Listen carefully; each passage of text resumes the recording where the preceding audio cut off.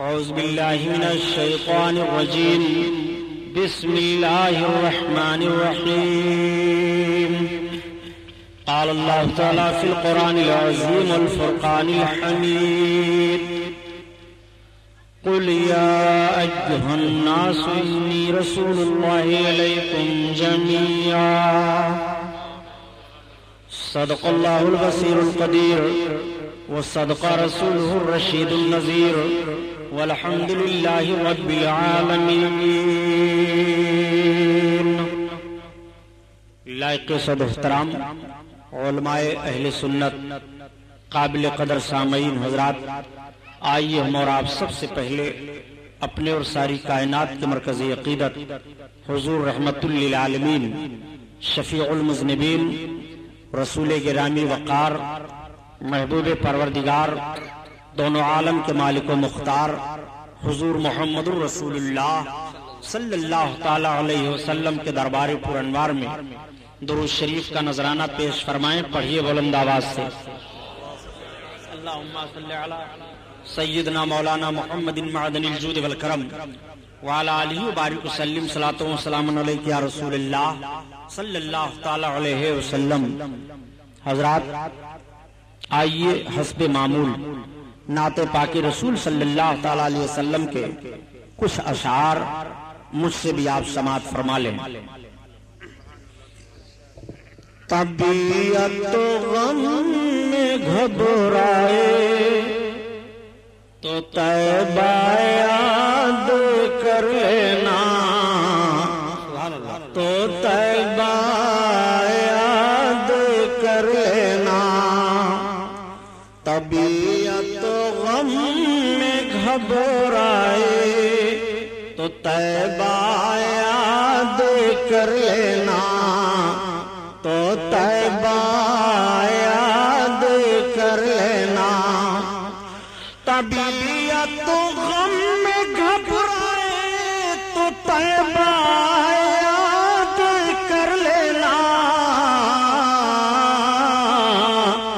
کوئی مشکل مقام آئے تو طیبہ یاد کر لینا، تو طیبہ یاد کر لینا.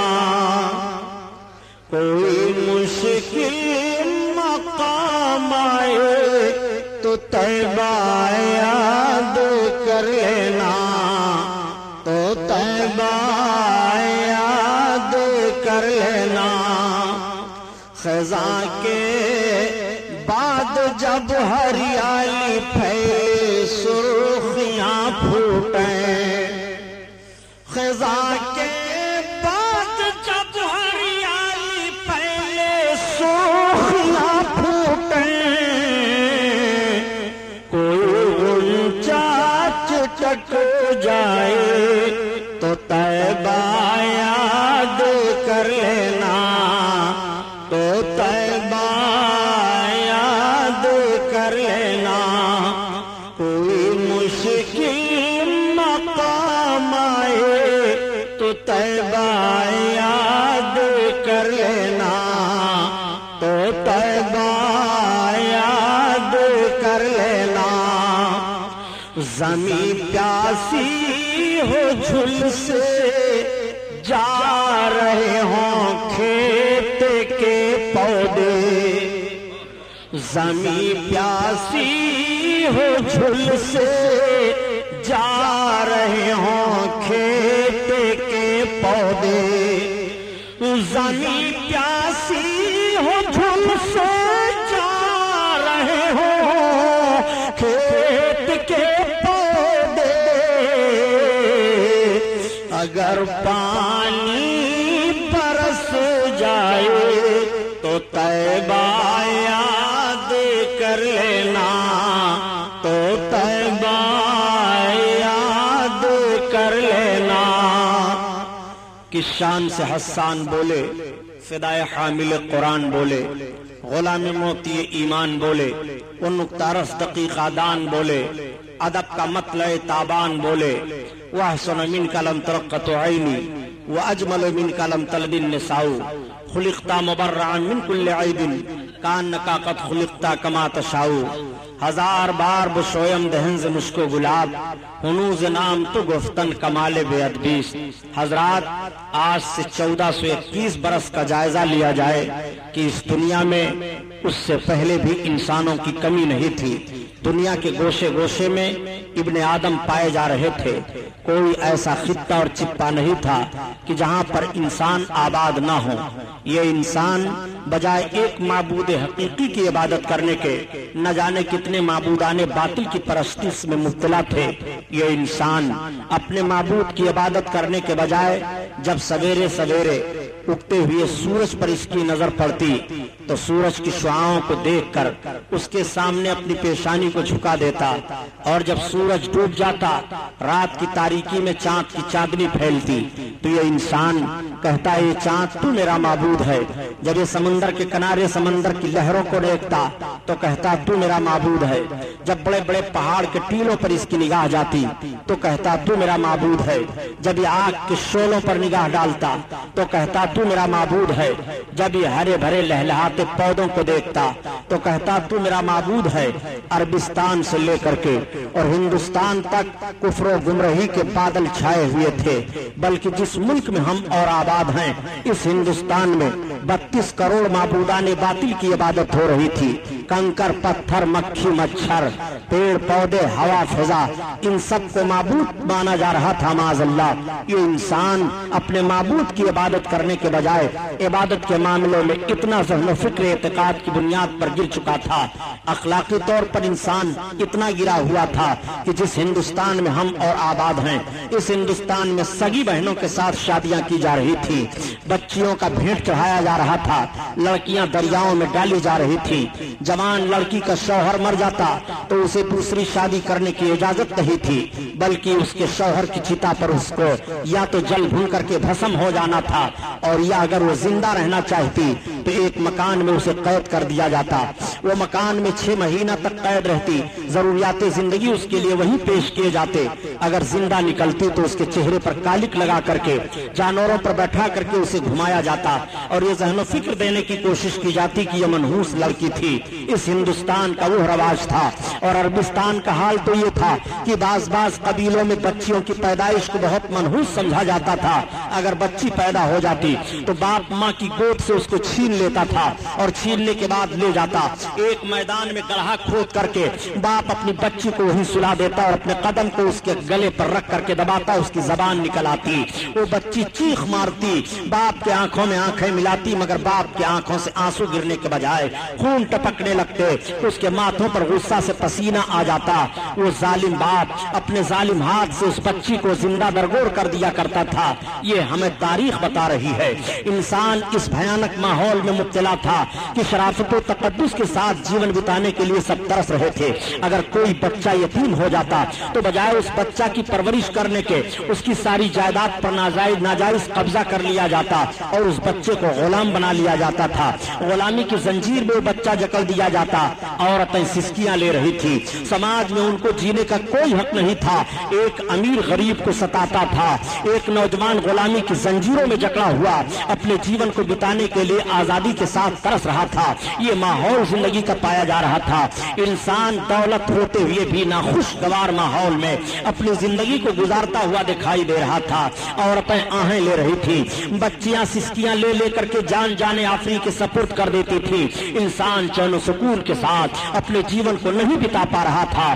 شراب خوری کی عادت تو اس طرح سے پڑ گئی تھی کہ لقمہ لقمہ پر شراب کی عادت پڑی ہوئی تھی۔ شراب پی کر کے اپنی ضروریات زندگی میں مبتلا ہوا کرتے تھے، اور زنا کرنا اپنے لیے اپنے آپ کو بہادری کا کام سمجھتے تھے معاذ اللہ۔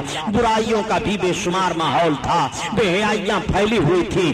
ایک معبود کی عبادت کرنے کے نہ جانے کتنے معبودان باطل معاذ اللہ پوجے جا رہے تھے۔ حضرت عیسیٰ پیغمبر علیہ الصلوۃ والتسلیم نے ایک معبود کی عبادت کا حکم دیا تھا اور نشر فرمایا تھا۔ تعلیم عیسوی کو قریب 500 برس کا عرصہ گزر چکا تھا، مگر بجائے ایک معبود حقیقی کی عبادت کرنے کے تین معبودوں کے معاذ اللہ قائل ہو گئے تھے۔ خود حضرت عیسیٰ پیغمبر علیہ السلام کو خدا کا بیٹا کہہ دیا تھا، ان کی ماں کو خدا خدا کی بیوی بنا دیا تھا معاذ اللہ، تثلیث کے قائل ہو کر کے حضرت عیسیٰ علیہ السلام کے پیغام میں انٹرفیئر کر دیا تھا، یہ ماحول دنیا کا پایا جا رہا تھا۔ اللہ تعالیٰ نے اپنے بندوں پر کرم فرمایا اور اپنے آخری پیغمبر حضور محمد رسول اللہ صلی اللہ تعالیٰ علیہ وسلم کو عرب دیش میں مکہ کی سرزمین پر خاندان قریش میں حضرت عبد المطلب کے گھر حضرت آمنہ خاتون رضی اللہ تعالیٰ عنہا کے بطن اقدس سے اس دنیا میں مبعوث فرمایا۔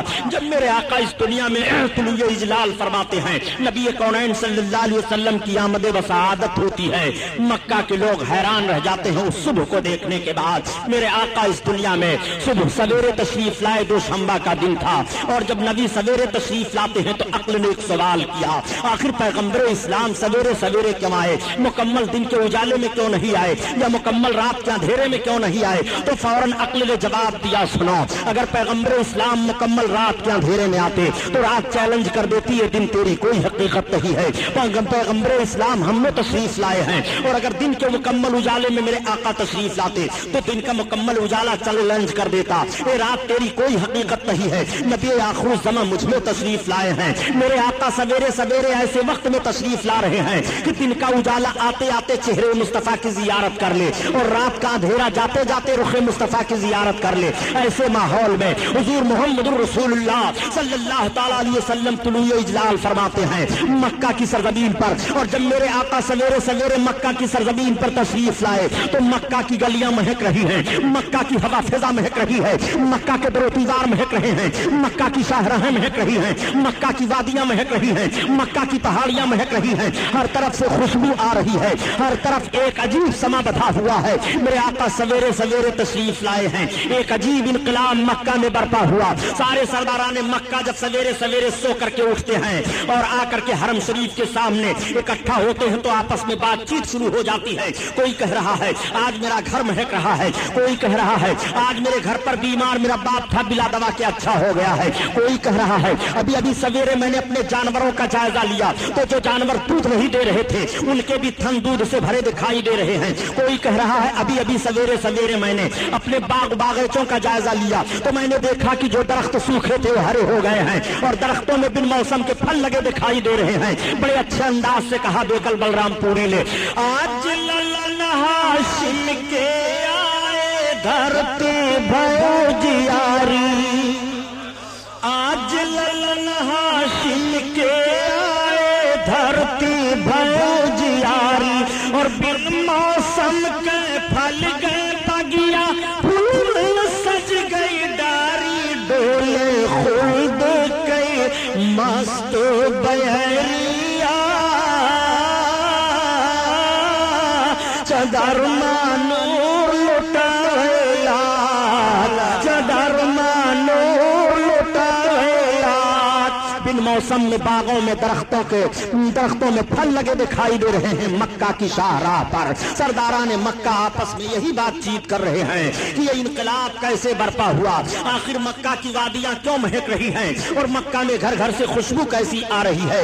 تب تک ایک سردار خانے کعبہ کے اندر سے آ کر کے پہنچا، اس نے کہا اے سرداران مکہ یہ اجتماع کیسا ہو رہا ہے؟ سارے سرداروں نے کہا انقلاب تم نہیں دیکھ رہے ہو، یہ خوشبو کیسی آ رہی ہے، پورا حرم شریف مہک رہا ہے، یہ اندازہ تمہیں نہیں لگ رہا ہے؟ آج جانوروں کو دیکھو تو ان کے تھن دودھ سے بھرے دکھائی دے رہے ہیں، سوکھے ہوئے درخت ہرے ہو گئے ہیں، کیا یہ انقلاب تم نہیں دیکھ رہے ہو؟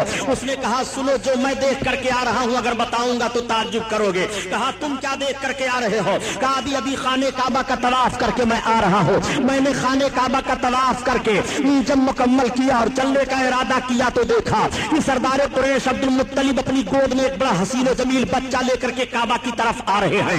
اتنا خوبصورت بچہ میری نگاہ نے نہیں دیکھا، میرا اندازہ ہے کہ مکہ میں کسی قبیلہ میں کسی خاتون نے اتنا خوبصورت بچہ جنا نہیں، کسی خاندان میں اتنا عظیم الشان بچہ پیدا نہیں ہوا، وہ اتنا خوبصورت بچہ ہے، وہ اتنا حسین و جمیل بچہ ہے کہ سردار قریش عبد المطلب جو اس بچے کو لے کر کے کعبہ کی طرف بڑھتے رہے، میں مڑ مڑ کر کے دیکھتا رہا، اور جب وہ کعبہ کے قریب پہنچے ہیں تو میری نگاہ فیصلہ نہ کر سکی کہ عبد المطلب کعبہ کی طرف بڑھے چلے جا رہے ہیں کہ کعبہ ان کی طرف جھکا چلا آ رہا ہے۔ ہماری نگاہ نے یہ دیکھا ہے محراب کعبہ جھک گئی ہے، اس بچہ کو لے کر کے جب سردار قریش کعبہ کے قریب پہنچے ہیں، اعلیٰ حضرت عظیم البرکت اسی طرف اشارہ فرماتے ہیں کہ جس کے سجدے کو محراب کعبہ جھکی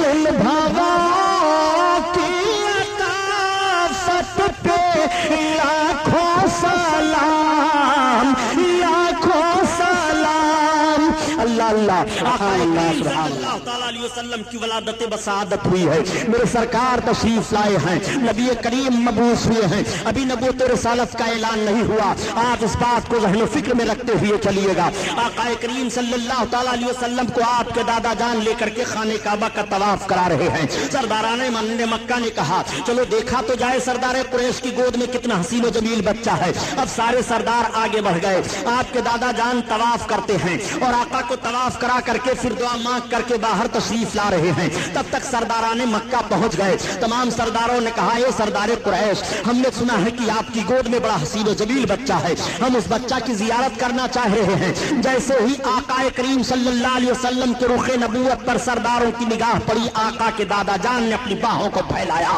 تو گویا اعلیٰ حضرت عظیم البرکت کی زبان میں وہ اس طرح بول پڑے وہ کمال حسن حضور ہے کہ گمان نقص جہاں نہیں اور یہی پھول خار سے دور ہے یہی شمع ہے کہ دھواں نہیں دھواں نہیں وہ ہنسی کیا جو فتنے اٹھا کر چلے اٹھا کر چلے ہاں ہنسی تم فتنے مٹا کر چلے مٹا کر چلے آقا کریم صلی اللہ علیہ وسلم کے حسن کو دیکھنے کے بعد سرداران مکہ نے کہا آج تک ہم لوگوں نے اتنا حسین و جمیل بچہ نہیں دیکھا واقعی مکہ میں کسی خاندان میں کسی عورت نے اتنا خوبصورت بچہ نہیں جنا کسی قبیلہ میں اتنا عظیم الشان بچہ نہیں آیا یہ بہت عظیم الشان بچہ ہے عظیم ہستی والا ہے سارے سردار یہ کہتے ہوئے زیارت کر کے واپس چلے جا رہے ہیں دادا جان نے آقا کو اماں کی گود میں پیش کر دیا حضرت آمنہ خاتون سرکار کو اپنی گود میں لے رہی ہیں اور لے کر کے آقا کریم کے رخ نبوت کی زیارت فرما رہی ہیں عورتیں اکٹھا ہو جاتی ہیں اور مبارکباد پیش کر رہی ہیں اے آمنہ آج تک ہماری نگاہوں نے اتنا خوبصورت بچہ نہیں دیکھا تمہیں مبارک ہو اگر حضرت عبداللہ ہوتے تو ان کی آنکھیں ٹھنڈی ہو جاتی پورے قبیلہ پورے مکہ میں قبیلے قریش میں کسی عورت نے اتنا خوبصورت بچہ نہیں جنا ہر طرف تعریف ہو رہی ہے مکہ کی گلیاں مہک رہی ہیں مکہ کی پوری وادیوں سے خوشبو آ رہی ہے حضرت آمنہ خاتون کا مکان مہک رہا ہے اور بھینی بھینی خوشبو پھوٹ رہی ہے اعلیٰ حضرت عظیم البرکت کسی طرف اشارہ فرماتے ہیں کہ بھینی خوشبو سے مہک جاتی ہے گلیاں واللہ سبحان اللہ خوشبو سے مہک جاتی ہے گلیاں واللہ اور کیسے پھولوں میں بسائے ہیں تمہارے گیسو تمہارے گیسو اللہ اللہ آقا کریم صلی اللہ علیہ وسلم کی ولادت بسعادت پر سارا مکہ مہک رہا ہے آقا کریم صلی اللہ علیہ وسلم کی ماں ارشاد فرماتی ہیں کہ جب میرے بیٹے محمد کی ولادت کا وقت ہوا تو ایک ایسی روشنی ظاہر ہوئی کہ اس روشنی میں میں نے ایران کی چراگاہوں میں جو اونٹ چل رہے تھے اور ان کی گردنوں میں جو قلادے پڑے تھے وہ سب میں نے دیکھ لیا نبی کونین صلی اللہ علیہ وسلم کی ماں ارشاد فرماتی ہیں ایک روایت میں ہے کہ ایسی روشنی ظاہر ہوئی کہ میں نے مشرق و مغرب کو ملاحظہ کر لیا نبی کونین صلی اللہ علیہ وسلم کی ماں ارشاد فرماتی ہیں کہ جب میرے بیٹے محمد کی ولادت کا وقت ہوا تو کوئی غیب سے آواز دے رہا تھا اے امام الانبیاء کی ماں تمہیں مبارک ہو یہ جو تمہاری گود میں جا رہے ہیں ان کا نام آسمان پر احمد ہے زمین پر محمد ہے نبی کونین صلی اللہ علیہ وسلم کی ماں ارشاد فرما رہی ہیں کہ جب میرے بیٹے محمد کی ولادت بسعادت ہوئی تو ان کی زمین پر پیشانی لگی اور ان کی ایک انگلی آسمان کی طرف اٹھی ہوئی تھی اور انہوں نے اپنی زبان سے 3 مرتبہ کہا پہلی بار تو کہا اللہ اکبر، اور دوسری بار کہا الحمدللہ کثیرا، اور تیسری بار میرے بچے نے کہا اللہم رب حب لی امتی۔ آقا کریم صلی اللہ علیہ وسلم ہم گنہگاروں کو پیدا ہوتے ہی یاد فرما رہے ہیں۔ اعلیٰ حضرت عظیم البرکت کسی طرف اشارہ فرماتے ہیں کہ پہلے سجدے پہ روزے ازل سے پہلے سجدے پہ روزے ازل سے درود اور یادگاری امت پہ لاکھوں سلام، لاکھوں سلام۔ اللہ اللہ، آقا کریم صلی اللہ تعالیٰ علیہ وسلم کی ولادت بسعادت ہوئی ہے۔ آپ ذرا ملاحظہ فرمائیے اور اس بات کو بھی ذہن و فکر میں رکھتے ہوئے چلیے گا کہ ابھی نبوت رسالت کا اعلان نہیں ہوا ہے۔ جب اس پار کا یہ عالم ہے اس پار کا عالم کیا ہوگا؟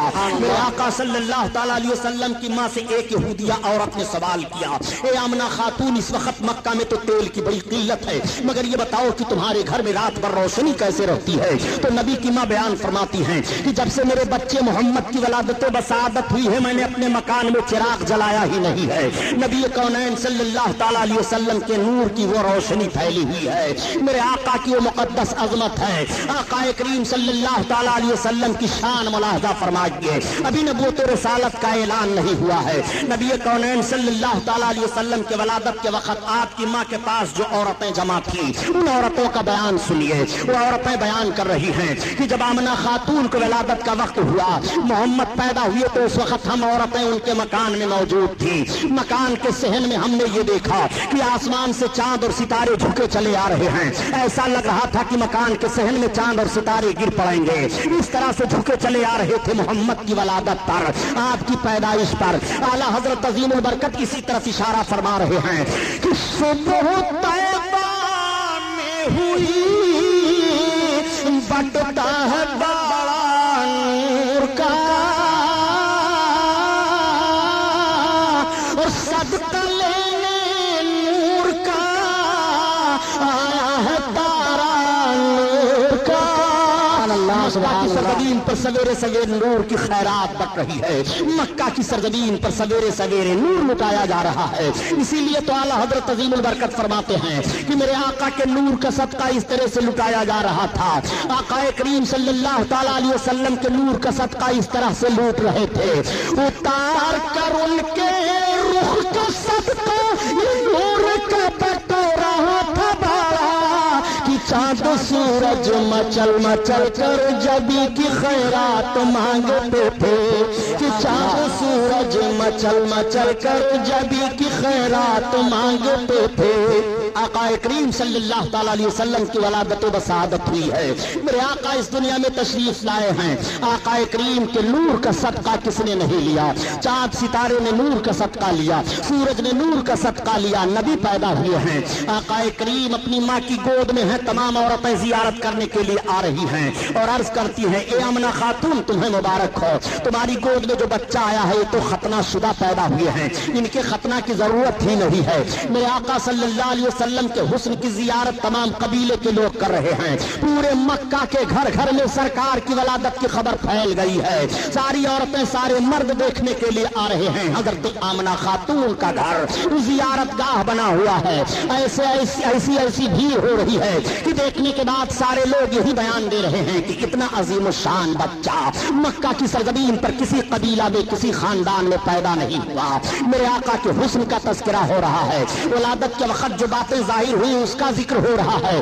اس وقت کا دستور یہ تھا کہ باہر سے عورتیں آتی تھیں، دودھ پلانے کے لیے بچوں کو لے جایا کرتی تھی، مالدار گھر کے بچوں کو عورت حاصل کر لیتی، اس عورت کو مالدار خرید لیتا تھا کہ تمہارا سارا دودھ میرا بچہ پیے گا، میرے بچے کی تمہیں پرورش کرنی ہے۔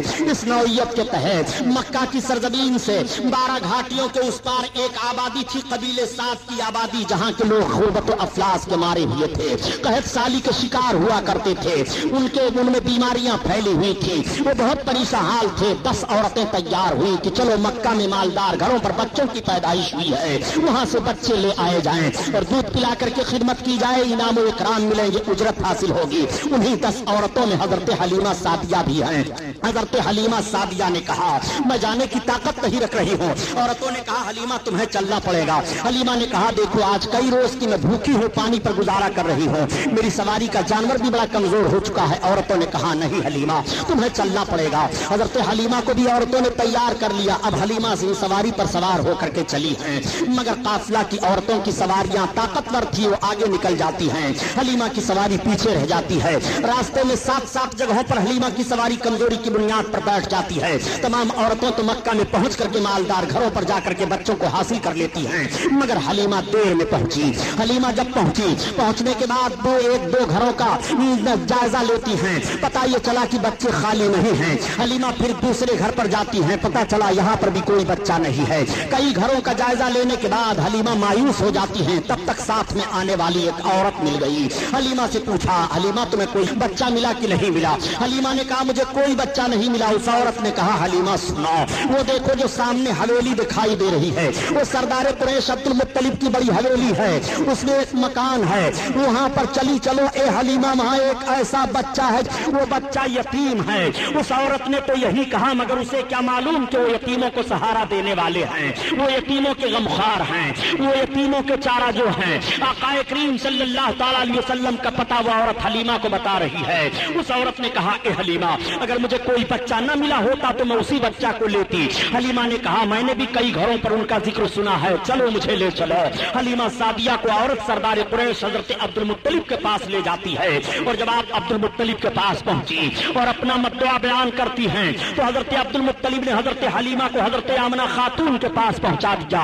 अब आप हजरत आमना खातून के पास पहुंचकर अपने अंदाज से सलाम अर्ज करती हैं और अर्ज करती हैं ए बहन आमना खातून, मैंने सुना है कि आपकी गोद में बड़े हसीन और जमील हैं, आए हुए हैं, मैं उनकी खिदमत के लिए तैयार हूं। मैं कबीले साथ की गरीब औरत हूं, मुफलिस व कल्लाश हूं, मैं इसलिए आई हूं ताकि आपके बच्चे की खिदमत करूं, हमें मुनासिब उजरत मिल जाए।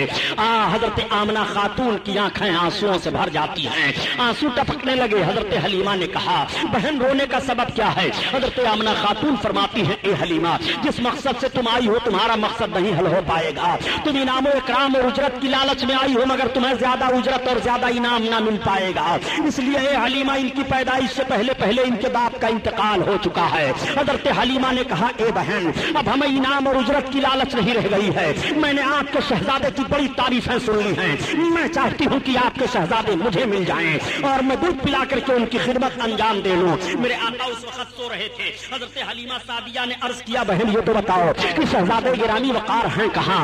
आकाए करीम के जिस्म अताहर पर एक चादर शरीफ डाल दी गई है।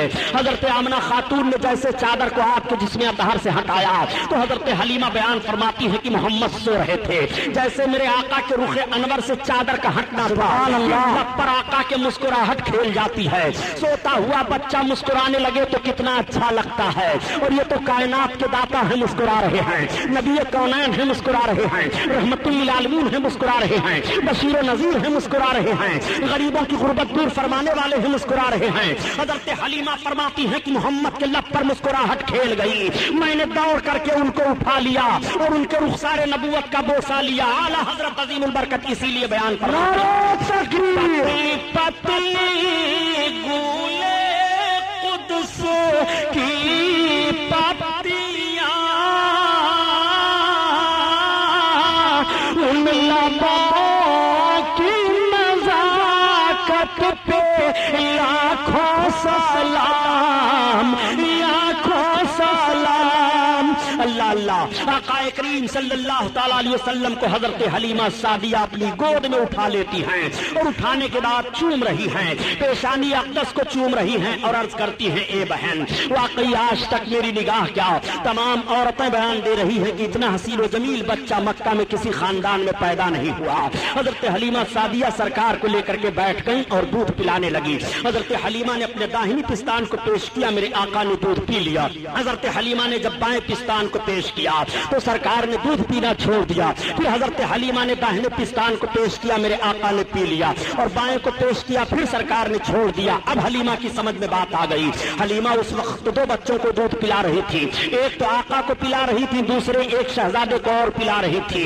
اگر میرے آقا دونوں پستان کا دودھ پی لیتے تو دوسرا پینے والا دودھ محروم رہ جاتا. سرکار نے یہ فطری انصاف پیش کیا ہے اور حق والے کا حق ادا فرما دیا ہے. میرے آقا یہی سے ذہن و فکر دے رہے ہیں کہ جس کو قربت ہو تو قربت والوں کو حق کس طرح سے دینا چاہیے. نبی کونین صلی اللہ تعالیٰ علیہ وسلم نے دودھ نہیں پیا, صرف داہنے پستان کا پیا, اور وہ بھی طبی نقطۂ نظر سے. ماں کے داہنے پستان میں دودھ کم ہوتا ہے اور بائیں میں زیادہ ہوتا ہے. جس میں دودھ کم ہے نبی کونین اسے استعمال فرما رہے ہیں, اور جس پستان میں دودھ زیادہ ہے سرکار دوسرے پینے والے کے لیے چھوڑ رہے ہیں. اعلیٰ حضرت عظیم البرکت اسی طرف اشارہ فرماتے ہیں کہ بھائیوں کے ترک پستا کریں دودھ